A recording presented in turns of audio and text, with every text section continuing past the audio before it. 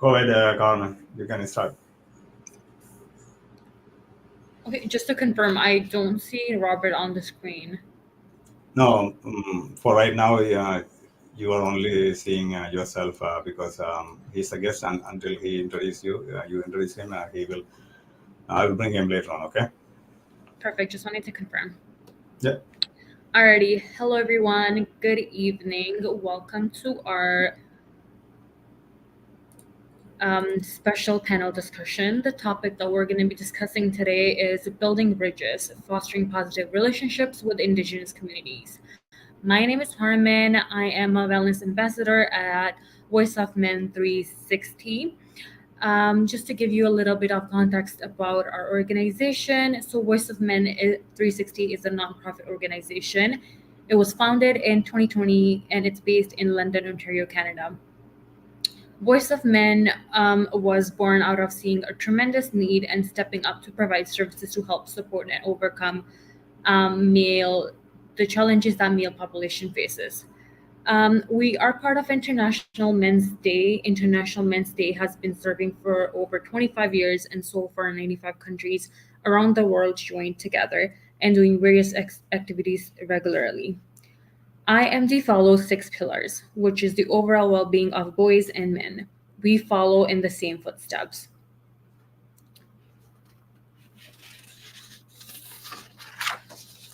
The reason why we picked this topic for discussion today is because we wanted to recognize the National Indigenous people on June 21st. And then we wanted to create awareness about the struggles and issues they're facing, and then see how we can work together and support the population through our platform. Before I introduce our special guest for today, I would like to go through a disclaimer. Our organization engages in discussions, forums to offer inspiration and create awareness of the issues of men who wish to overcome their life challenges. We're not providing medical or therapeutic advice. Should you require that type of assistance, we recommend you contact a medical professional immediately.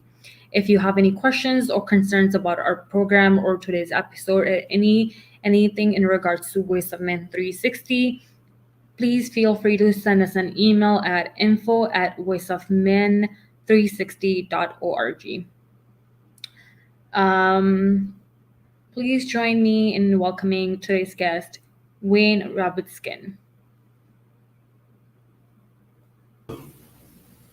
Hello, Wayne. Welcome to our discussion today. Thank you. Thank you for having me. Okay, I'm just going to provide you all a bit information about Wayne. He is a founder of the National Indigenous Men's Gathering, conflict resolution practitioner, focused oriented therapy practitioner. Welcome, Wayne. If you would like to add some few lines, please feel free to. Thank you. Thank you for the invite. I appreciate it. So, just for now. Of course.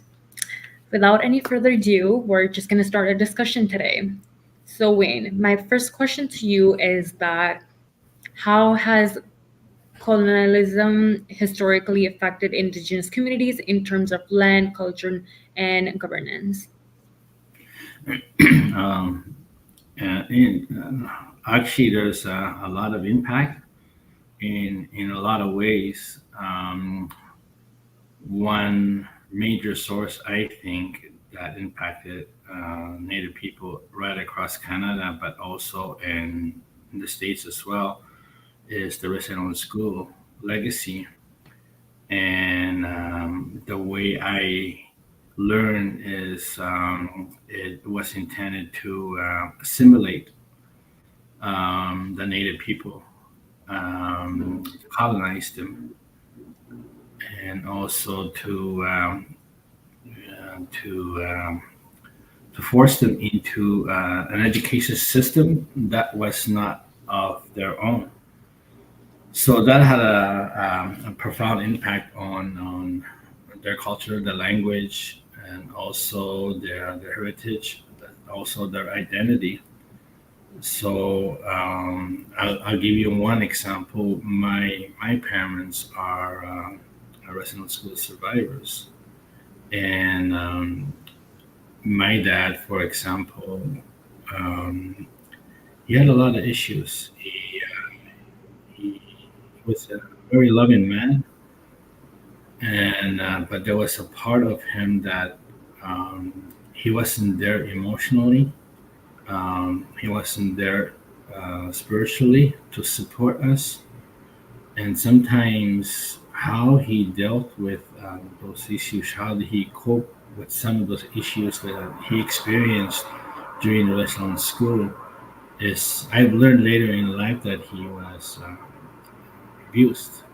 Um, so it took a lot of the father and son relationship from us, and the teachings that he was supposed to, like as a father, as a native father, the things that he's supposed to teach us, teach me, and so it had a very negative impact on my life. So what do you call today intergenerational trauma? So we still suffer the consequences of that, the residue of resonance school. That's one Yeah, example. of course. Like when it comes to trauma, I think people need to understand it's just not limited to the individual that goes through the trauma. It affects the people around them, and then it becomes generational trauma. Hmm. Yes. Thank you for sharing that, Dwayne. Wayne, next question to you is, what were some key policies or events that significantly altered the social and economic landscape for Indigenous people? What kind of policies? Yeah, or events that significantly changed the social and economic landscape for Indigenous people. Do you think there's been any changes in the policies or any events that made like a major difference? Um, I think one of the things is the disposition of Native people in their they were isolated into reservations throughout Canada. And one of the things now is that we're seeing today is the intergenerational, not intergenerational, but rather internalized oppression that we're seeing amongst ourselves within the communities, is the infighting of our own people. And because of some of those policies, for example, too, is the they outlawed the ceremonies, and they forced a lot of people across Canada forced religions upon them, and they outlawed the ceremonies. And what happened during that time is my late grandfather. I was searching for my late grandfather, who he was. I wanted to know who he was. And I know one time he appeared in the National Geographic. They did a story on him. So I was looking for that. And I thought, I could order that book and, just to have it, just to have that issue. But what I came across was there was a report done on him about there was an anthropologist that lived with him, and he wanted to do a thesis on the infrastructures or the traditional dwellings, the different kinds, and the uses and the purposes of those. And he came across this area where it had holes in the ground, and he had asked my late grandfather what those holes were, what was there, and he saw that there was an area where it burnt, and there was some stones there. And my great grandfather, my late grandfather was very reluctant. It stated in the report, he was very reluctant to tell him what it was. So finally, he said, "Medutsan." Medutsan means it's the sweat lodge. And if you look at the date of the report, it was 1975. And in the 1970s, that was the time when a lot of the people converted to Christianity, to other religions. So, what a lot of these people, the elder generations or our ancestors, as we call them, the people that have passed on now, they moved into, they did the ceremony in secrecy, because if if the governments were to find out, or the authorities, they would take him to jail. And or sometimes we hear stories of people being how do you say it, they got killed. So these were some of the things, and I asked my dad about it, and I said, "Did you know about your dad?" And he said, "No, he never mentioned anything. Even his own father never mentioned about the ceremonies, because it's a ceremony. We were very ceremonial people and spiritual people, and because of that outlaw our ceremonies, even the father and son back in the, he didn't know anything about his own dad, and he had conducted these ceremonies out in the bush, not in his community, because they were still, some of them were outlawed during the time, and there was people were crucifying each other. So we're still feeling that today. We're still struggling with those consequences, the internalized oppression. So we're oppressing one another, spiritual oppression. So yeah, that's one area, one example that we're still feeling today. Of course. Next, we can talk about some intergenerational trauma. How has intergenerational trauma impacted Indigenous communities, and what are its manifestations today? I think the father and son relationship that I mentioned earlier, and my dad, he was very loving, like I said, but when he started drinking, at that time I didn't understand. And one of the belief system that I had personally adopted was the belief that the patriarchal system, that we were inferior. We were superior. We had the dominance over women, and I truly believe that the women were perceived as less than. And I saw that in some of the ways that my father, treated my mom in some ways, especially when he drank, and it showed a lot of anger, a lot of rage, and at that time I didn't understand why he was saying it. I truly believe that that's how we should treat our women as Native men, our Native women. So over time, I had these behaviors and these attitudes towards women, and in the relationships that I also had. And hold on, I don't know why this thing is. Hold on.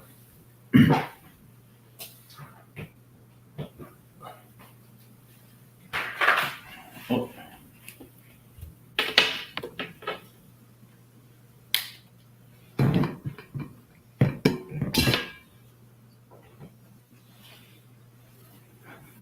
Sorry about that. It's okay. So, and I treated women with, I didn't honor them, I didn't respect them, and I looked at them in that way, and so I carried that. I had that belief system, so it affected my relationships and the way I thought about women. So that intergenerational trauma affected my relationship in so many ways. And it wasn't until I realized, I heard it from an elder at a ceremony one time, and he said, "This is actually early in my 40s," and he said that women should be honored and respected because they're very sacred. We looked at them as sacred, and I never heard that before. And I'm not even from my father, my own father, or from my people. And I found that in some religious books. They had so much misogynistic views on women, and I read that in these what they call the good book, you know. So even in that, I saw that, and so that's one area I found we still see today, and there's a lot of violence towards women. And when you talk about the violence and a lot of these violence towards women is it manifested into children be taken away by child care services, non-native child care services.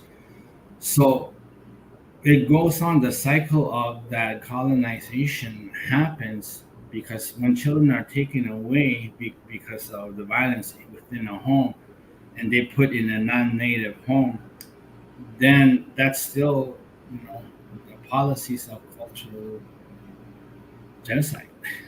Yeah. You know, that's one area I saw personally, and I experienced that. So growing up, It's what you observe as a child in your house, right? That's what you carry even when you become an adult.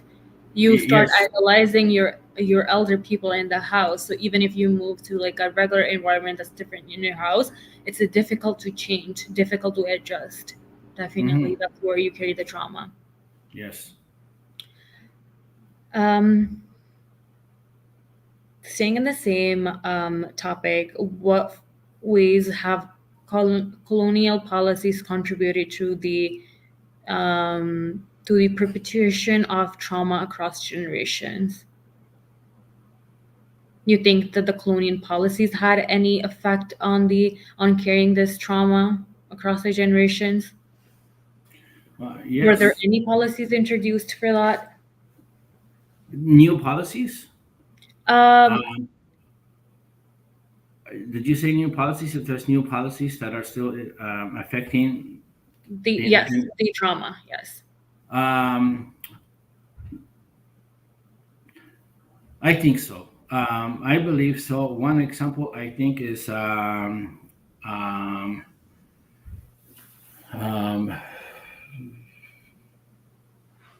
the childcare. The childcare services that don't recognize we have a system. The native people had a traditional customary adoption.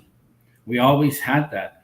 One of the things is if, for example, a man couldn't, or the man passed away, or if one of the young families couple couldn't take care of either one or two of their children because of whatever, you know, situation or circumstances they were experiencing, or if they struggle with something, and if they couldn't provide adequate the adequate needs that child requires, what the family did was they would, you know, maybe temporarily adopt that child, maybe the grandparents or uncle or whoever, and that was the way it was done before.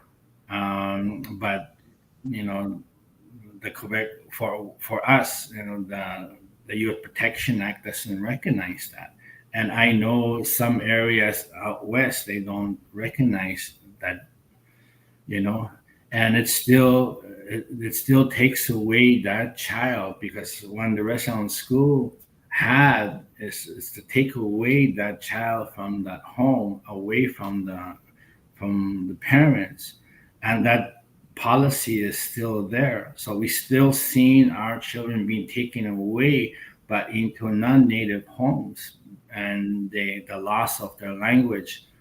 And there's a lot of people now that don't know how to speak their language, or they don't know who they are, or you know, their heritage, their ancestral roots. They don't know where they come from because of this. This, Mhm. yeah. So, yeah.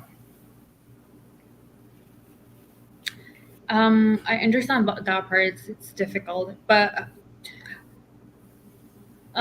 how have Indigenous communities maintained cultural resilience in the face of historical trauma and ongoing challenges? As you mentioned, that one of the challenges that when the child aid services, they transfer the children, they transfer them to non-indigenous families. So that's another challenge where the now kids are not able to follow their culture, and then they don't speak the language. But is there any ways or any programs those are like supported by the Indigenous community so they can maintain the cultural resilience? There is now. I go to ceremonies, and one of the things is it seems like it's very recent. Um, we're going into ceremonies, the sweat out ceremonies, and we always had the walking out ceremonies on the Cree side, especially with the Eastern Cree where I'm from, and but somehow it kind of changes over time. It kind of changed the ceremony, and Mm-hmm. now even with the sweatlot ceremony, um, the, how they did it before was whenever somebody was sick or caught a flu or injured, they would go into a sweat lodge, but it was meant for one person or two people to go in there.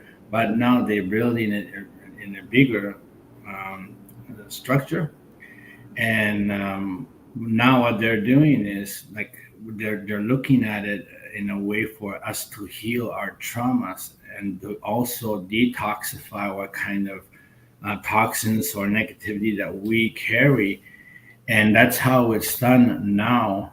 And now what's going on is a lot more people are starting to reconnect with those ceremonies, and they have become very um, resilient because of that. They're learning about their ways. Not only that, they're learning about what happened, the impacts of colonization, and they're learning about the laws and that kept them, that our my great grandfather had a mansion. He was still practicing out on the land secretly without ever mentioning anything about my dad. So that's resilience. But the thing about that was he didn't have anybody to pass on that knowledge. He died with it. And but now we're learning about our ceremonies, and we're starting to to heal from the impacts of colonization. So we're using our culture, our ceremonies, to heal our traumas. So when you say that the ceremonies have changed, are they like changed in a way like the ceremonies have structures have changed completely? Like now it's a different kind of ceremonies you follow, or is it the same ceremonies but you follow in a modern way? In a more moderate way, I think we have adapted. I think that's one of the things about resiliency is adapting to a world that you could um, um, use the ceremonies as a way to heal the trauma. For example, one of the things, the belief is the native people, everything is energy, and even the words have an energy. Yeah, you don't see the words, but if somebody Mm-hmm. says something bad to you, you could feel that pain or feel hurt or feel like they're rejecting you, or they feel that they're neglecting you, or they're belittling you, whatever. And you feel those emotions, but you didn't see the words. They're not physical. It's a frequency. And so native people always believe that there's an energy. And now more and more studies starting to show that there is indeed energy. So we use that, and we didn't understand all this before, but they believe that there's an energy, there's a force that makes us sick, and so we're using these ceremonies now, to adapt to this new modern world, and for another example is, and that vibrations that we Mhm. have with the drum, and studies show that even the drum itself, there's a vibration. So with this, we learned, we never knew, like, there was we knew the vibrations of the drum had a healing effect, and but we couldn't say prove it scientifically, but we see now there's a science behind that proves that. So we put those two and two together and saying, hey, a lot of our young people use the social media now to say, oh, okay, this helps. Okay, there's a study behind it. So we adapt to that in today's Yeah. world. Social media is nowadays a very good platform to spread awareness. And it's not even just like indigenous community that believes in like frequencies or energies. You will see a lot of people like from different cultures, different backgrounds that believe in that because it's scientifically proven now. Yeah, yeah. All right, thank you for sharing that information. And my next question is going to be in regards to legal and land right issues. So, what are some significant legal battles or movements related to land rights that have shaped indigenous communities? Struggles against colonialism. I think in my area, I think in the 1970s, there was a hydro development that had happened, and there was a project, and what they did was they bulldozed an area without ever consulting or telling the people, the Cree people on the Quebec side.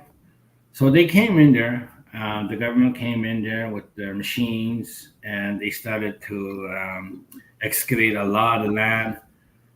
And people wondered what was going on, and they started to find out they're building a mega project to dam the rivers, and these rivers were being used, and were still being used by Native people, our people, and they were still fishing. I remember my dad and I used to travel along the river, and we would hunt.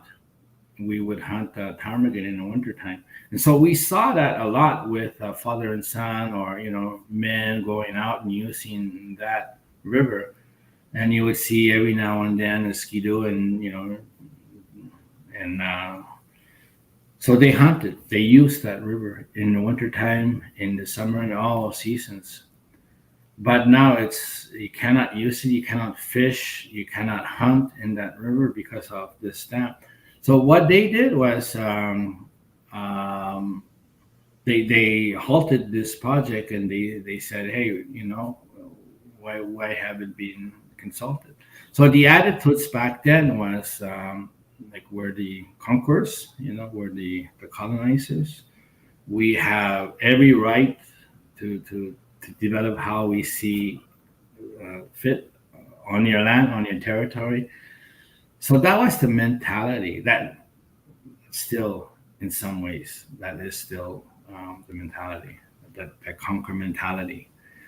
And so what they did was, they did negotiations, and now with that negotiations, there was what you call the modern day agreement between the Cree and the Quebec, and also the Inuit and the Naskapi. And so with that agreement, we were able to have our own Cree school board. We had our own school systems, and we also had eventually we had our own health system, and we also had our own government systems. So now with that modern day agreement, modern day treaty, we're able to now sit together with the government and say, hey, we can do, we can work together. We can find ways to coexist on these lands. So that's one way I think to build those bridges you were talking about, and how do we benefit? How does one nation benefit, and also the other nation benefit? How do we do that? And I think one of those ways is these agreements and these mutual understandings with nation to nation building. So that's one example I saw, and now we're seeing a lot of facilities. We have now in my community, a hospital is going to be built. I think that it's going to have 400 employees in that building.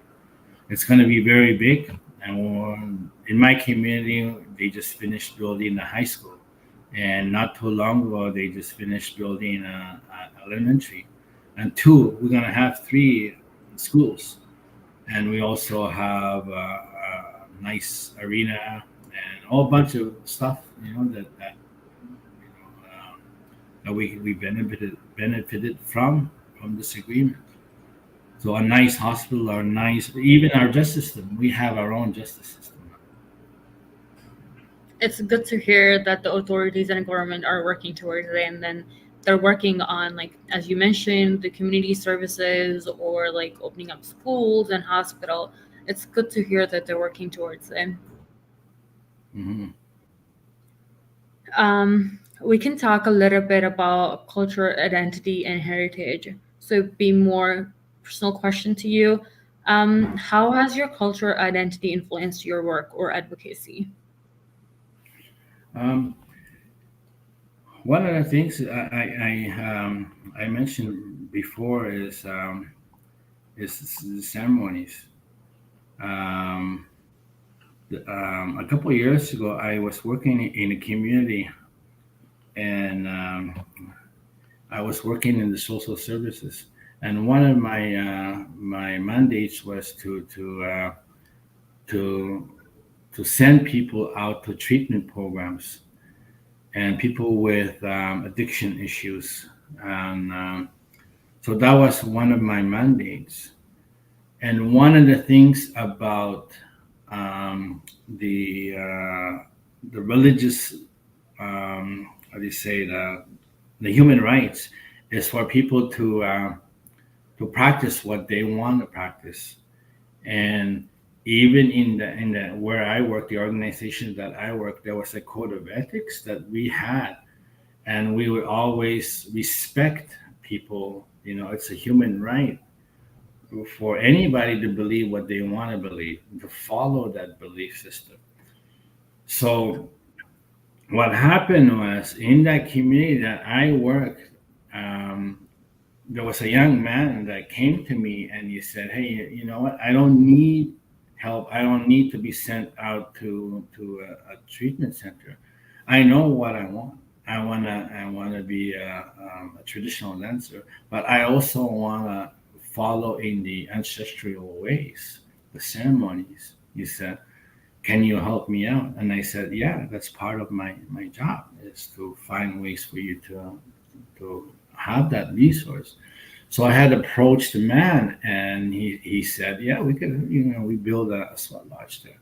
So we did, we did, and but a few days that followed, there was an uproar of the Christian community that they didn't want this. And they came in there, and eventually they passed a resolution saying that we don't want these ceremonies or these ways of belief systems. It's the wording was like foreign, these foreign belief systems. And but yet, the religion is foreign to us, 150, 70 years ago. It was pretty foreign. So there was a lot of resistance back then with even the Christianity. So when I was like I was new to this community, so they passed a resolution. They had this general assembly, and there was a lot of people that were opposing these traditional activities. And so they dismantled the sweat lodge, and they burnt it and they got rid of it, and you know. So that's when I started to look at myself, and I started to wonder what's going on. I started to learn about my cultural identity. I started to look at that, and I thought to myself, you know what? And this young man, I saw this young man one time. I was driving home, and he was chopping wood in the rain, and it was pouring rain. And I saw him. I was driving out, and I went to go check up on him, and I asked him, "What are you doing?" And they said, "I'm chopping wood." You're soaking wet. I said, right? And he was a young man, and I said, I want to do this. I want to have a sweat, and I want to heal. And I thought to myself, I said, wow, if we could open that door to a lot of the young people that were struggling with addictions and traumas and a whole bunch of mental health issues, we would be leaving a legacy of healed. We would stop that cycle of oppression, that internalized oppression that I had mentioned earlier. And there was no longer the governments or the religions or the churches. It was no longer. It was our own people that were doing that to each other. We were the colonizers. We had become the colonizers. So that's when I looked at it and I said, you know what? I need to learn about this. So that I started speaking out. And what I'm doing now is I started because we didn't have any resources for men, and so I started talking to men. I started counseling men, and I started using the land and the cultural and also the ceremonies to open that door that men can sit together and heal each other, men healing men. So I've been doing that for the past 9 years, and I've been advocating because our way of life is not.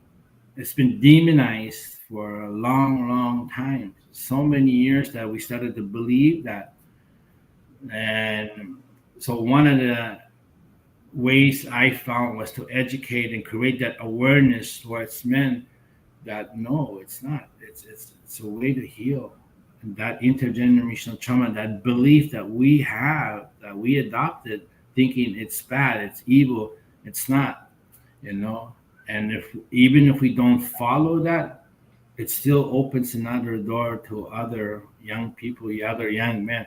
So once you heal men, then you start to have healthy men. It manifests into healthy homes, healthy children, peaceful homes, peaceful lives.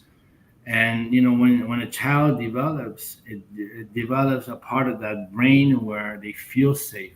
Once they feel safe because of that man that's healing it, then they can go a long ways, and they could study, they could focus on their education, their dreams, and their goals.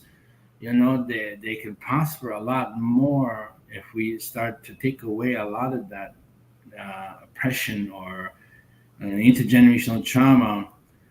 If we heal our men, we heal our families, we heal our children, we heal our communities. So that's the way I wanted to do it, is to focus on men. Thank you. Thank you for sharing that. Now I understand that you mentioned that ceremonies were is the one that made a significant effect on the way you started seeing things in the culture. But can you share something else, like another significant aspect, if there is any, of your cultural heritage that shaped your perspective, that made Um, you think different or like think more about the culture? one of the things we do the land-based programs. We what we do is we go out on the land, out on the lake, and we set up the net. And there's always men that know how to smoke fish. So we invite those. Um, we invite them to show how the other men how to cut the fish and how to smoke them and what kind of wood is best to smoke and how. And I know that they use moss to smoke the fish, and they build a structure. and and when I was looking at this, and when we do have a sharing circles after that, and when we ask the men and how did they feel about this, and I was so surprised. A lot of the men said this part of cultural activity, this traditional activity, this way of life that sustained our nation, sustained our families, and that gave sustenance. I was never shown this. And when you hear that, when they say, you know what, I've learned a lot about myself and who I am and where I come from, and about our people and how they live, and it changes them. Something happens to them. It heals them. It heals a past, some past from their lives, and it reconnects them with their present lives. And they say, you know what, I actually love this. I actually love being out on the land. I actually feel connected to it, and I actually want to go back. I want to continue going back, and I want to, go out there, and I want to show this to my son. When you hear those words and you say, you know what, wow, our way of life is not just a way of life. It heals a part of that person, a part of that man, and it heals that that part of them that was missing, that was had a void in their lives.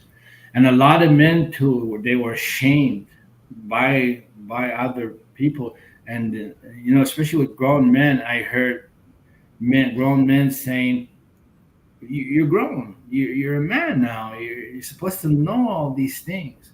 So there was a lot of shaming going on with that. So when we provide a very safe environment, a safe place for them to actually learn without any shaming, then the shame dies, and a very proud person revives, it comes alive. So you use culture to heal men, to heal people. So that's one example that I saw when we use the land and the culture to heal our people. And also, as you mentioned, without shaming, if you provide a safe place for people to learn without any bullying, you will see, notice people learn fast, Hmm. and Hmm. it's positive learning. So people will Yes. feel comfortable around you. They will ask more questions, and then they'll grow fast as compared to having to learn in an environment where you're scared to ask questions, where you think like, oh, if I ask this question, I'm gonna be shamed, I'm gonna be bullied. Hmm. Um, Now, talking about challenges and opportunities faced by the community, what do you think are the biggest challenges faced by your community today? I did a training back in 12 years ago, and with Health Canada. And every now and then they would invite a special guest or a motivational speaker or somebody that specializes in different areas. And one time there was a woman that was working with the RCMP. She was working with the people out on the streets, in Vancouver in BC. And she came in and she did she showed us what kind of drugs there are out west in BC, and drugs that I've never heard of. At that time, we didn't hear anything about fentanyl, all that stuff, the other drugs. And she said something very profound. I always remember. And she said, if you don't take care of your children now, if you don't take care of yourselves, if you don't heal, these drugs are coming to your communities. Whether you like it or not, they're coming, he said. And what's going to happen is there's going to be a lot of mental issues. And sure enough, about 5, 6 years after when she, when she did her workshop, and we started to see, and I was working at the social services at that time, and I had my first client come in, and that client was just scratching her hand like that, and she thought, my client thought that there was bugs eating away skin, pouring into the skin, and she had believed that, and that changed her way of thinking. And then these followed. Another client comes, but this one starts scratching face, and that kind believed that there was bugs there. So it changed them, and now we're seeing a lot more of this. And there's a lot of anxieties. There's a lot of depression. There's a lot of stuff going on in the mental health. Things we've never heard before. Native people, didn't experience depression. Didn't have all these anxieties or these whole bunch of mental health issues. Now it's rampant. It's just everywhere. Now all you hear are people, struggling with mental health issues. So that's one area that if you don't deal with all the traumas, if you don't deal with things that what's going on inside your life, or if you don't take care of that, everything has a manifestation. Eventually through abandonment, for example, it has a manifestation. You may feel anger towards somebody that abandoned you. And over time, it may manifest into bitterness, resentment, and you may feel, why didn't this person love me enough? Why didn't I stay? Why am I not loved? Or then you have start to develop this fear and anxiety, or sometimes you feel jealous, or then you have these self-sabotaging behaviors in your own relationships because you cannot trust. You're afraid this person, your spouse, is gonna abandon you. So through coping, sometimes you use drugs, and now all these drugs, these new drugs that are coming into the community, it kind of intensifies more of the trauma, not the trauma of what's going on, but in the mental part. And so we're starting to see a lot more of mental health issues. And before that, everything was, like physical addictions. Now it's psychological. It's I so think I think when it comes to a point like that, mental health it always existed. Like as you mentioned, like taking the example of your father, he had anger issues, right? That's why he wasn't able to build that a soft, positive relationship with you because the anger issues existed. It's just that nowadays people are talking more openly about it, and there are community resources, organizations that are supporting mental health, right? So that's why people feel more comfortable talking about it. And then I think that makes the difference where we think like, oh, like these things didn't exist before. I don't think so. Everyone had depression or anxiety. It was there. It was just not talked openly, Mhm. right? I don't know about that because the stories that I'm hearing from way back, we didn't have any.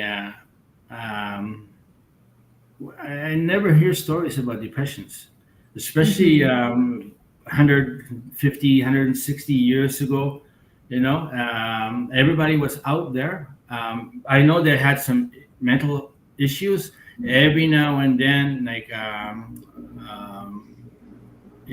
we had like challenges, mental Like maybe challenges. more common words, schizophrenia, bipolar, Yeah, yeah, yeah. like depression and anxiety, because it's at the end of the day, I think like you don't really need to take medicine for depression and anxiety if it's not to a stage. You can cure it by just doing physical activities, engaging, and then having a strong support system. Hmm. So back in the days, if we were about to talk about it, like if it was 150 years ago, it was never considered as mental health. It was just like, okay, you're sad, take your time, and then just get over it. Like those emotions were never considered important.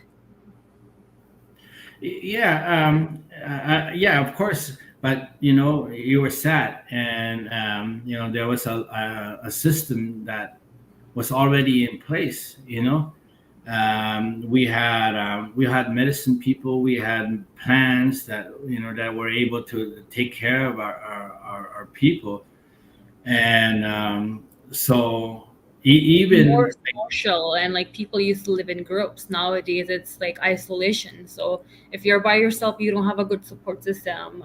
You're gonna rely on the sources. That's why you talk openly about it. Mhm. I think that's one of the other reasons. Yeah.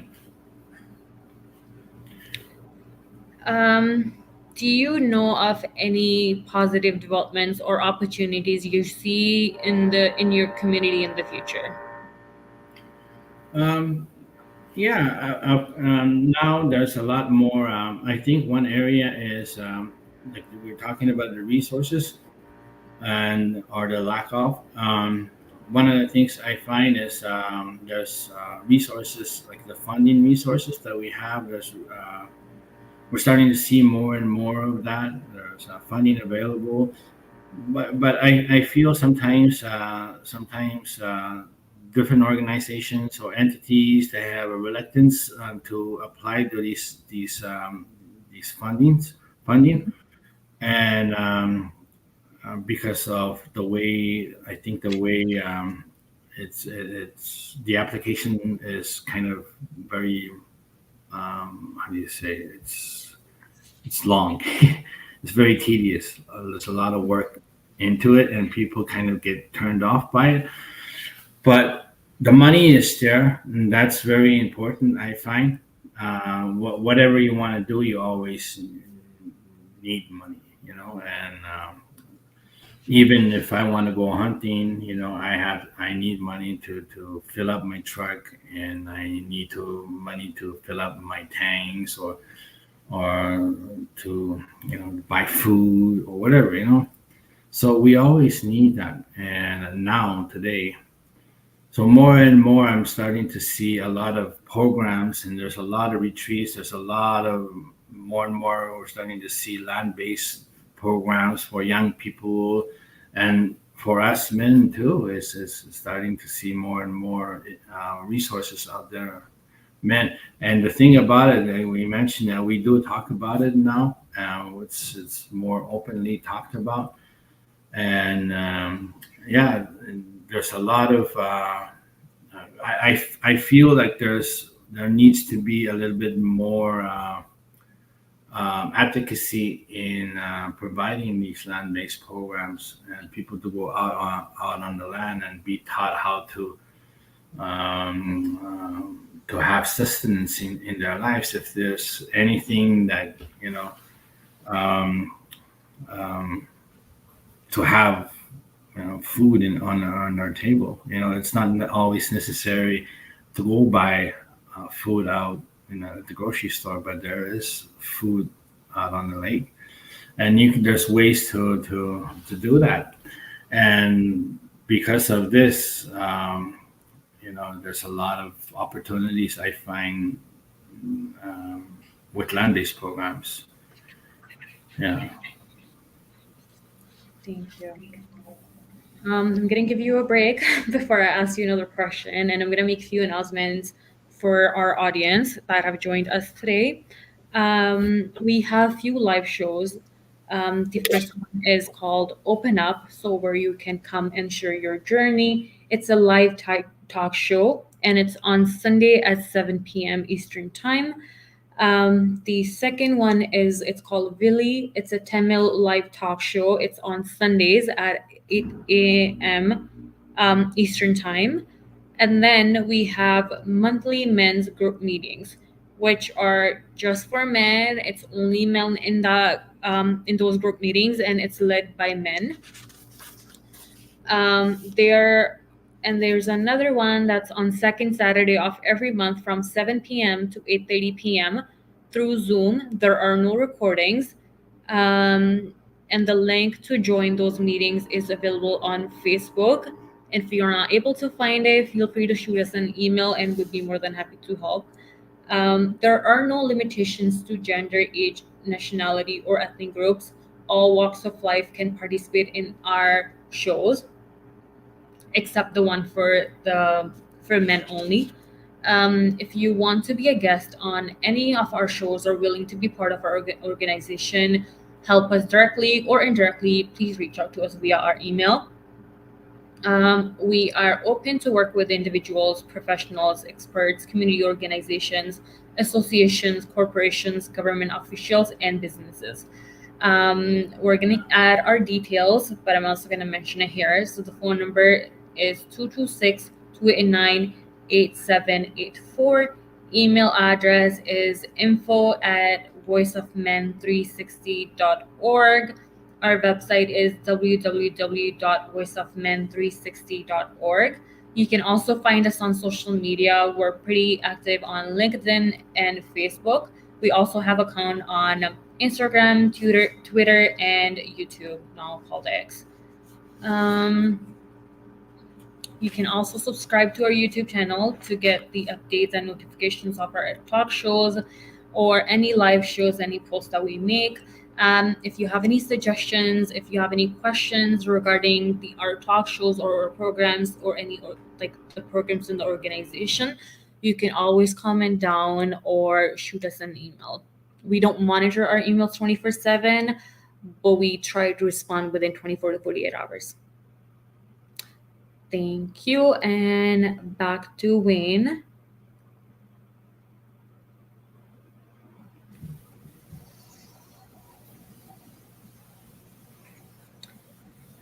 Can you discuss a recent initiative or project in your community that you are involved with? I was approached about two years ago with this organization. It's a women's shelter and what they did was they sat down with me and he said, we know that we've been following you and you've been doing a lot of men's initiatives. And one of the things that we want to do is we received some government funding from the Health Canada, and we want to do a land-based program, a retreat for men. And it's going to be a provincial program. And anybody in the province of Quebec, any man in the province of Quebec, Indigenous, can come and do this program. Can you develop a program?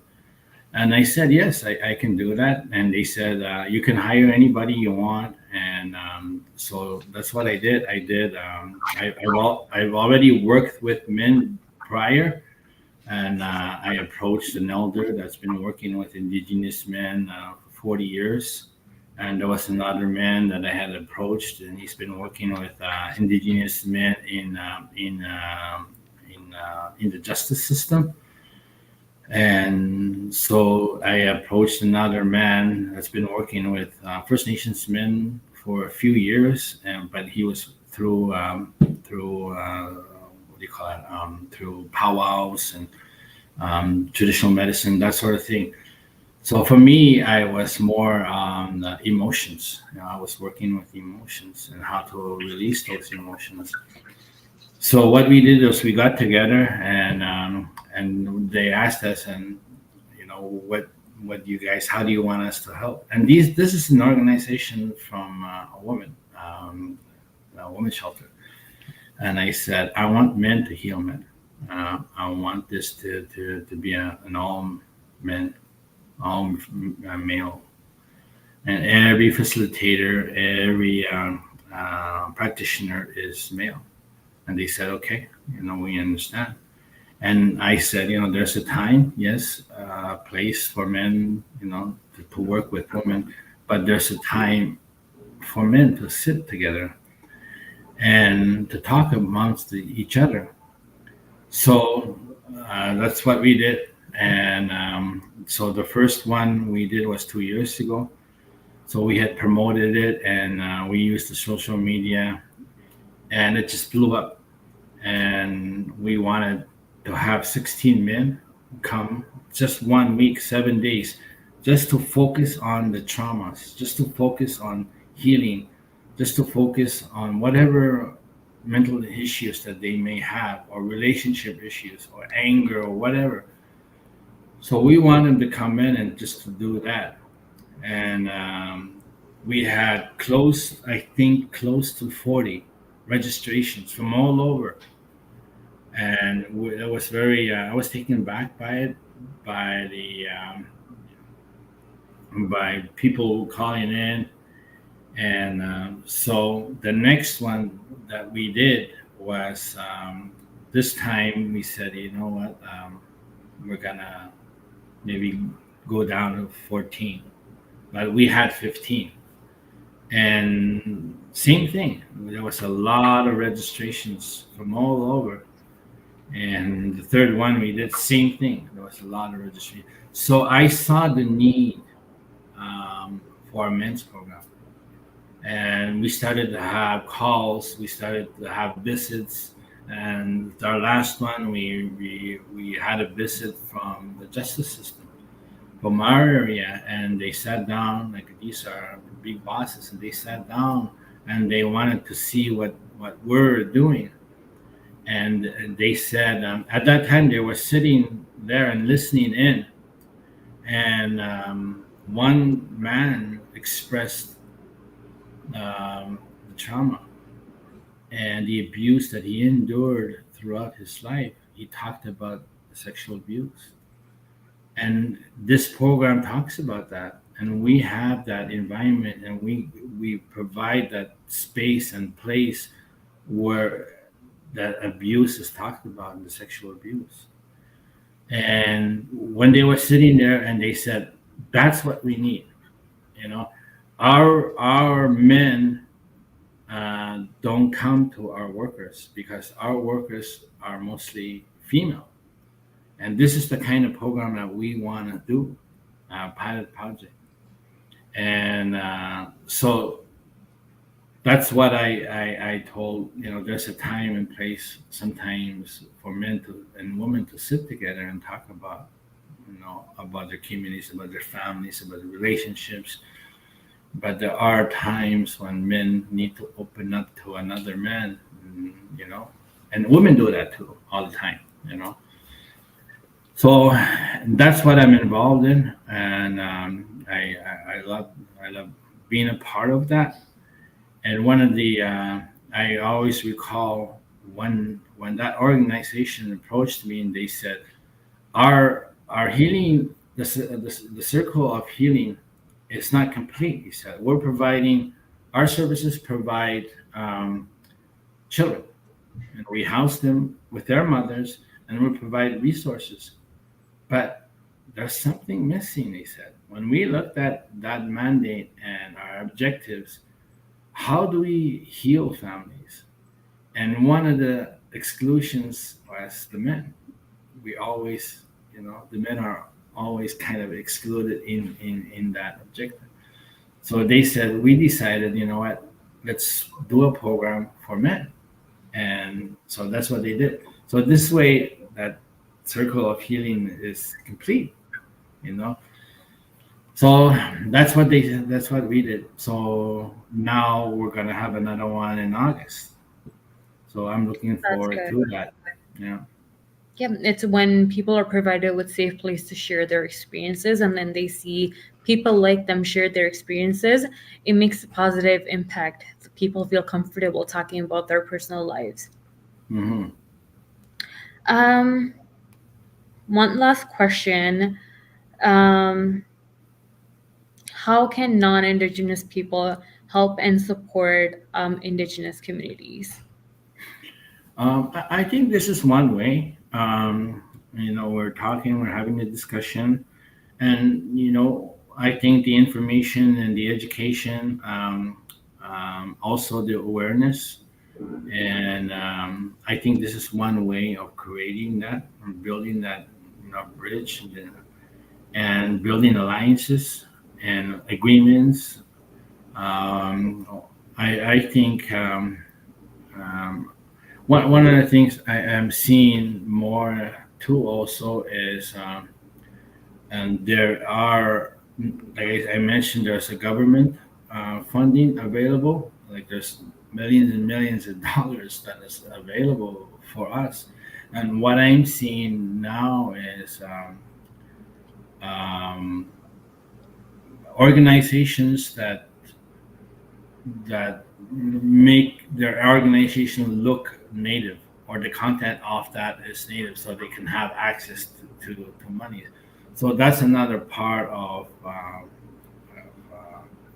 the colonization Mm-hmm. is, like, they're kind of being, the resources are kind of stripped away again in another form, you know that was meant for Native people to heal, or to have those resources to create programs, and all these grants. So we're seeing that, and there's also, non-natives that are pretending to be native. So they're selling these products, or they're selling our ceremonies too.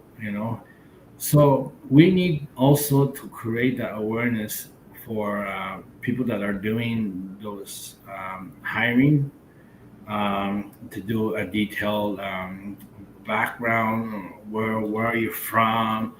And so when I traveled to Paris, last year, and I also traveled to, Brussels, and they invite people to do ceremonies and sweat ceremonies, a whole bunch of ceremonies. And these are non-natives pretending to be native. They don't even look native, and they still believe, and they always say, "Oh, I got blessed by Lakota."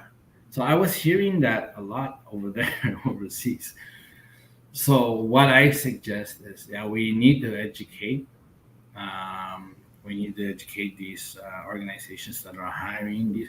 And I also, in the museum where I went in Paris, this is a museum where there's a lot of native artifacts. And I heard in one of the halls singing. And I went there, and there was a non-native woman, French woman, singing one of the songs. He was just like chanting, not a real, like, traditional song, you know, just chanting. And to a bunch of children, there was about maybe 16, 20 children sitting there, and just mesmerized, eh? But she was not native. She was a French woman. And they have societies, um, that dress like native, and they pretend to be native, and they teach about native content. They teach about our history. They teach about the ceremonies, but they're not native. So what I feel that we need to create that awareness and educate these organizations that are hiring, and to hire authentic native people, because we have experiential, right? We experience the the roots. We experience ancestral our way of life. You can read about it, but you can be knowledgeable about our ways, but I find you cannot Yeah, teach someone. I guess to So we continue need to educate the point, yeah, people. it Yeah. starts with educating ourselves and then spreading the awareness and participate in the programs to advocate for Indigenous community. Mhm. Yeah. Before we end the discussion, is there anything that you would like to discuss? Anything that you want to shine the light on? Anything that we missed that you wanted to discuss today? For me, like I want to encourage. I know there's a lot of nations. There's a different belief systems, and there's a lot of cultural differences, and especially with like an example is the Haudenosaunee people. I visit them every now and then. They do things differently, and even and part of that Haudenosaunee people are the Mohawks, and I have friends, so we do things differently. We look at things differently, but what I found is we're impacted with colonization the same way with intergenerational trauma, and there's a loss of cultural identity, and so there's I feel like I want to encourage men to look within themselves and find who they are, and also there's a lot of like I mentioned the mental health issues. There's a lot of that now, and I want to encourage them to take care of themselves, to take care of the mind, and to take care of their spirits and to take care of their souls. And one way I found is what I see when I do the land-based programs. When I do, and I see men look different in their faces, and when they start to know how even a little thing, for example, means a whole uh, big thing, like when they even how they cut the fish, how they fillet the fish. And once they do that, once they learn that, the whole face changes and say, wow, I did that. So even with that, so there's healing to be found in our way of life. So I want to encourage to go to our ways to find yourself. Okay. Would you like to share details about your services and how to reach out to you if audience Um, is interested? yeah. I can be found on the social media like anybody else on Facebook. I post a lot. I post a lot of issues, men's programs. I post about our men's programs, our retreats, that sort of thing. So I can be found there, easy. And what services, mainly services, do you offer? I offer sharing circles, ceremonies, also like how to release those emotions Mm-hmm. using energy, using our traditional ways, medicines, and even use different kind of like stuff. So my main focus is always that emotion. If there's an abandonment, for example, and everything manifested into addictions, and when you take care of that root cause and why you drank or wanted to go through addictions in the first place, you take care of that. Once you take care of that, the body has a natural way of healing itself. So I truly believe to take care of those emotions. That's my main focus is always on that emotion of men. Perfect. Thank you so much for sharing that. And then Wayne's details are also on the screen. His email address is wrabbitskin@hotmail.com. And then please search out his name on social media to find more information about him. And welcome Kristi to the chat. Um, Sivam is gonna take over, and I am gonna leave the ship for now. It was very nice meeting and speaking with you, Wayne. I'm sorry, Kristi, we're not gonna be able to No have a chat problem. this time. But hoping to connect with you soon in the future. Thank you, everyone. Sivam, all yours. Thank you, thank you, thank you. Thanks a lot. Can you guys hear me? Okay. Yep. Yeah. All right. So far, Wayne discussed, shared a lot of information, but from your point of view, the main question is understanding indigenous problems or issues, and of course, the TRC project overall. When we talk about residential school matters or any issues, Christy, how can non-indigenous people possibly help and support, and how we can work together? What's your thought on that? Well, first off, I'd like to say hi, Wayne. You did a great job. Um, some of the things I'm finding is the TRC.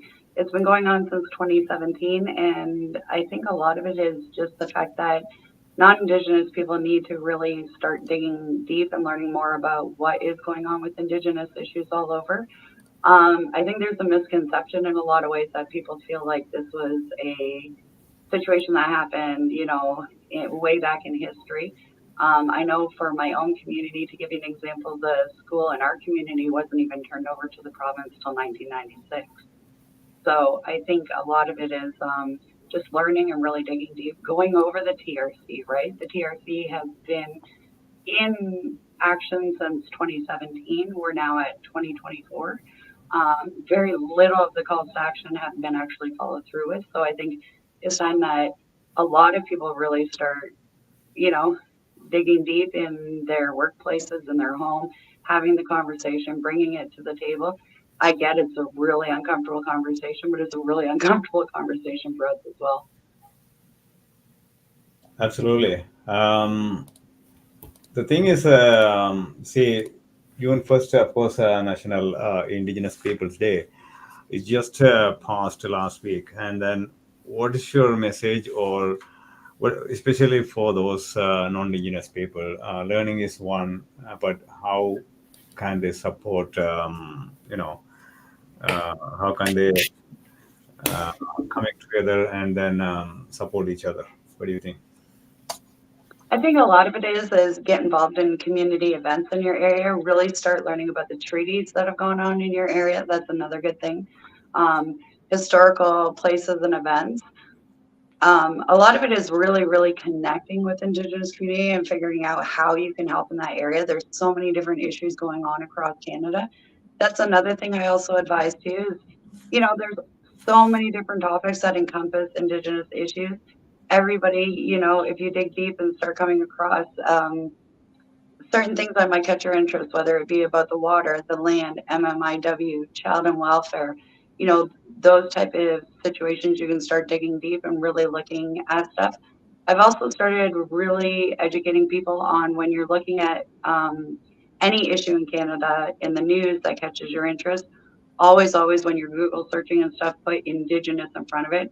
Or another thing I've been saying too is just type in Indigenous issues into Google and see what comes up, and you'd be really surprised the kind of stuff you'll find. Absolutely, a lot of things are going on. At the same time, as a children's book author during this MOOC project, can you talk about that? And then what do you think, how you are helping out, especially children's, not only Indigenous children, but also outside of your community? So I run a project which is all about in building inclusive places and spaces all across Canada for Indigenous children. And how I went about that is writing a book series. So we have 4 books and they each encompass different topics. One of them is about powwow, one's about hoop dancing, um, one's about boys and braids, which is a huge bullying issue for our kids. When I was doing my own research before I wrote the books and stuff, some of the heartbreaking statistics I learned about literacy and men and boys, and where that all started with the Indian Act. The first attack on our people was our men. So it was whatever the man did, the family paid for. And it's almost like a system setup because we have, for example, we have 631 Indigenous communities across Canada, and only 47 of them have access to books. And that includes in a school, a library, a bookstore. Those are the kinds of things that many, many communities still don't have. For example, where I am, it's a tri community. We have Oneida, Chippewa, and Munsee. And for example, Muncie doesn't have a school. Oneida only goes to grade 6, and then Chippewa, they're lucky they go to grade 8. So a lot of our kids are bused into the city. So one thing I found with the books is it builds a bridge of, one, giving an introduction to non-Indigenous children about little bits about our culture and stuff, and really starts building that inclusive space for our Indigenous children. We have so many of our Indigenous children that are child in care now that are in urban centers. So I just feel that part of, we hear land back and that kind of thing. My vision of land back is, our children becoming lawyers, our children becoming these things that they were never allowed to be, or that we don't see because of how the Indian Act was against our people for so long. Absolutely. Thanks a lot, Kristi, for sharing that.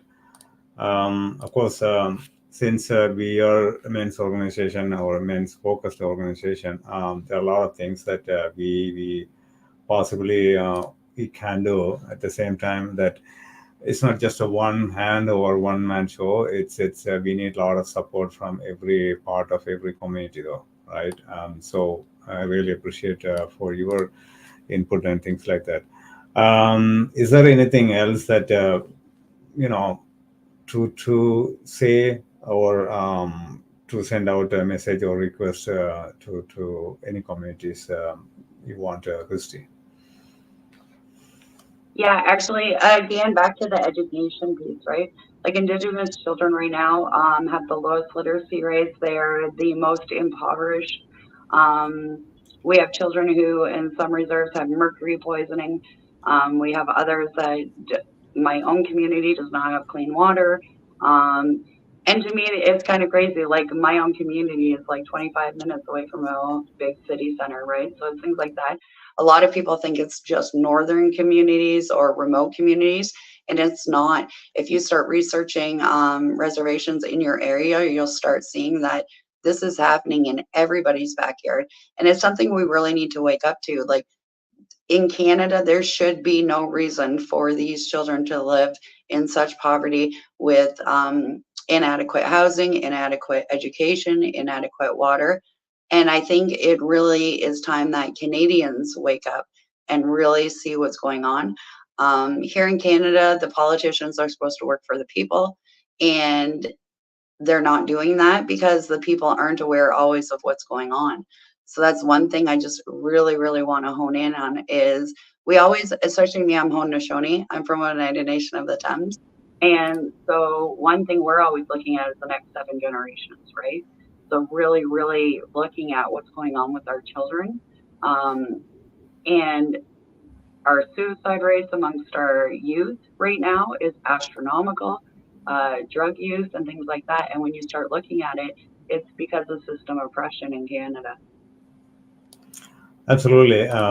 So that's one area that we need to talk openly more and more, because not only in your community, but it's kind of like a backyard, as you said. We are hearing news almost every day, right?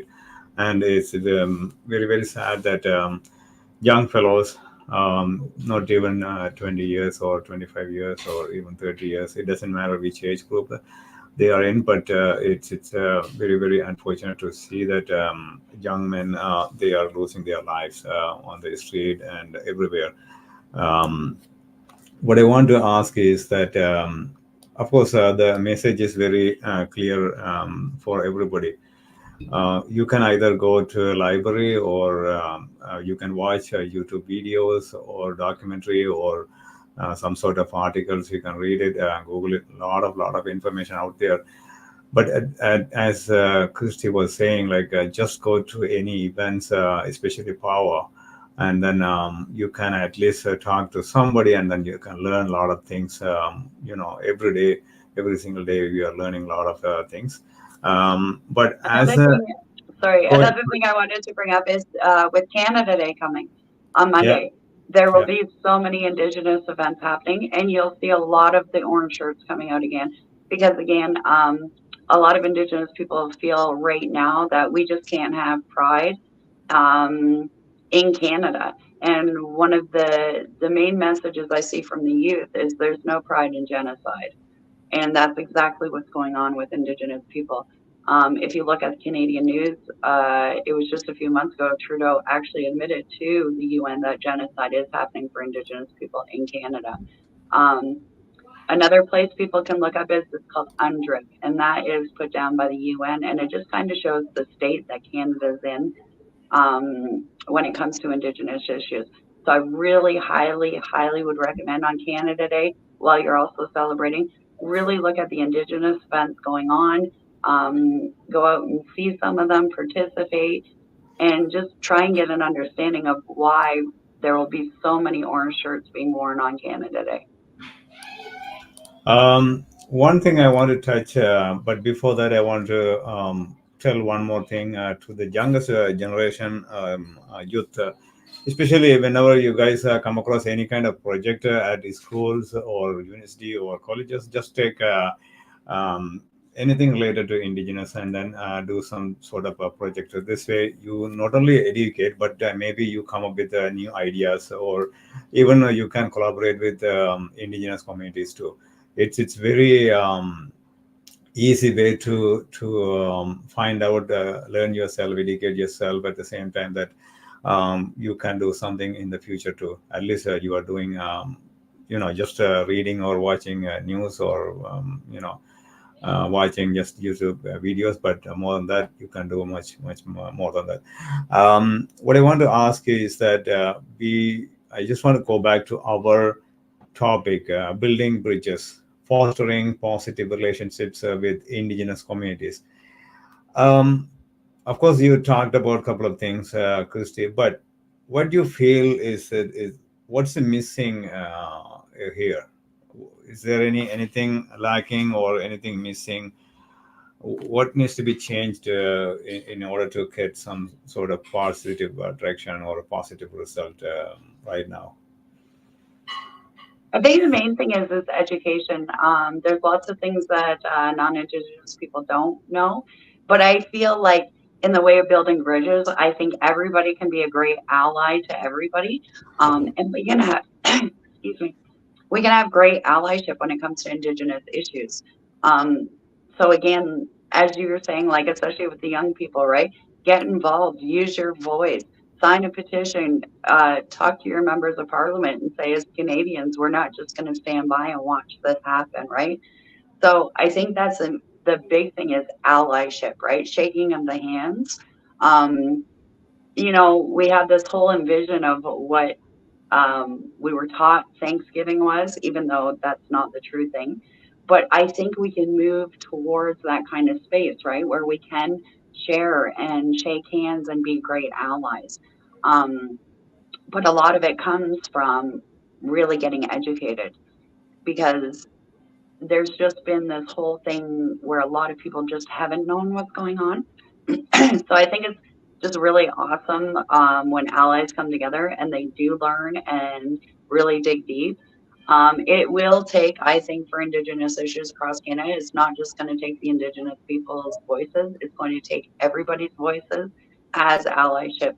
So I think right now the most important thing is getting educated and then shaking hands, right? Coming out and meeting those people in the communities that are around you. Really standing up and like for anybody as a human being across Canada, we should all be standing up for each other and learning about each other. So that's one thing for Indigenous issues is learning and shaking hands and really becoming a good ally. Absolutely. That's really really important. It doesn't matter either you are an individual or part of organization or any form of in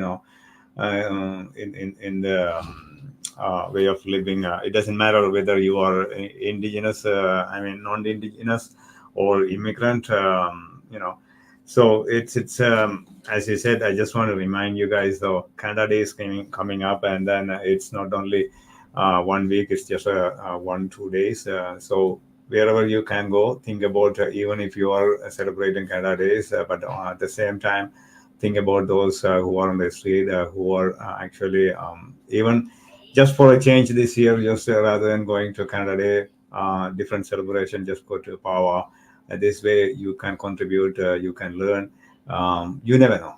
You never ever know because you are not you haven't come across those side of stories yet. So it's a good chance or a good opportunity to meet them, at least see them. All right. So this way you can educate more and more. So thank you, Kristi. But what's your future plan? Either Jane Gizmo or any other project that you are working on? So right now you can find us at many, many, many events. We have an anti-bullying campaign going on right now. We have a lot of Indigenous boys really, really battling around their long hair. We actually just lost a young man a few months ago. I'm sure a lot of people seen all over Facebook. It was Braids for Coal. And because part of that beef, unfortunately, his life was taken. But prior to that, his hair was cut off. And so I have a project all around boys and braids. On a very happy note, I would like to say that the man that I partnered with that runs Boys and Braids, Michael Linklater, him and his son are actually the first Indigenous father and son team that will be doing the Amazing Race. And that starts on Tuesday. And again, like Sivam said, I would say, go to a powwow, go to all different Indigenous events that we're hosting. Never be afraid to ask questions. That's how we learn. Lots of people are willing to share their story, educate, catch you up. And as I said, for Jay and Gizmo, we are all across Ontario right now, just because they can't travel too much further, building those inclusive spaces for all children. You can always go to my website, Jay and Gizmo. It's actually www.jayandgizmo.ca. There's a place there where you can donate, and that is all going to summer camps. We're mailing out books, and we're doing literacy presentations and inclusion presentations at all different summer camps over the summer. And that's a good way you can help out, is help building that inclusive space by sending books to spaces, especially if you don't have littles at home, is a way you can still participate to help uplift Indigenous children all across Canada. Absolutely, absolutely. That's amazing, Kristi. One more thing is that, of course, by reading, by watching videos, you can learn. I'm not saying you cannot learn. You can learn, but it's a good way. Even if you want to go to a power and then you can meet some people, you can actually listen to their stories too. You can personally ask them. So it will give you more insight rather than reading a book or reading an article. I'm not saying, I'm not discouraging, but I'm just saying, if you want to really connect with some people and then get their real life stories, you can actually go to any power around Ontario. Go ahead. Let people know. One way you can is if you on Facebook or even Google, you can just type in, depending on your area, you can type in Ontario powwows, you can type in Canadian powwows, US powwows, because they're all over the States too. They're open to everybody. That's one misconception, Zivam, I wanted to straighten up. I've heard a lot lately that they thought that it was a closed event just for Indigenous people. So I really want people to know that powwow is open to everybody. It's a celebration. You learn so much, as Sivam said, on the ground, meeting the people. So the best way you can find it is even on Facebook, Google, any of that. Just type in powwow, and you'll start seeing your local powwows come out. Meet the elders, meet the people, have some food, share some dances and stories.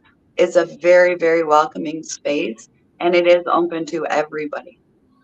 Absolutely. So you don't be shy. Just go and then dance. I went there a couple of times, and then I had an opportunity to have a dance too. And so you never know, you will meet Kristi at some power, so she will be around there. So you can learn. You can meet her. You can learn more about the Jane Gizmo project, and then you can actually contribute in some ways too. So we are encouraging. Um, Especially coming up Canada Day, please go some powers and then talk to somebody. That's the best way. All right, thanks a lot, Christy. Here's the email address, Jane Gizmo books at gmail.com, and then of course the website I will display it later on, share it, post it on our social media. Thank you. So we had Wayne and Christy. They shared a lot of things about building bridges, fostering positive relationships with indigenous communities. So I believe you guys take some notes or some possible information from that, learn a lot of things. So hopefully you can join next time. Thank you, Christy. Thank you, everyone. Thank you.